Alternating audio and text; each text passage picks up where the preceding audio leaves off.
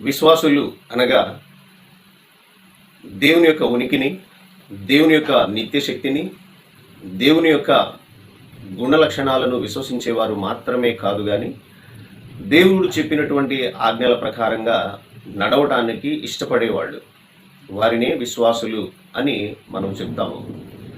కీడుకి ప్రతి కీడు చేయొద్దు అని దేవుడు తెలియపరుస్తున్నాడు. అలా దేవుడు చెప్పినటువంటి మాట ప్రకారము నడవగలిగిన వారే సంపూర్ణమైనటువంటి విశ్వాసము గలవారు. కనుక కీడుకు ప్రతి కీడు చేసేటటువంటి ఆ పరిస్థితి మనలో ఉందా లేదా అనేది మనం పరీక్షించుకోవాల్సినటువంటి విషయం. అయితే దేవుడు నీతిమంతుడు, న్యాయవంతుడు. ఆయన మనుషులు చేసినటువంటి ఆ ప్రతి కార్యమును బట్టి వారికి తగిన జీతం ఇస్తాడు. పగ తీర్చుట నా వంతు అని ప్రభువు చెప్తున్నాడు. ఎవరైతే మనకి కీడు చేశారో వారికి తగిన సమయంలో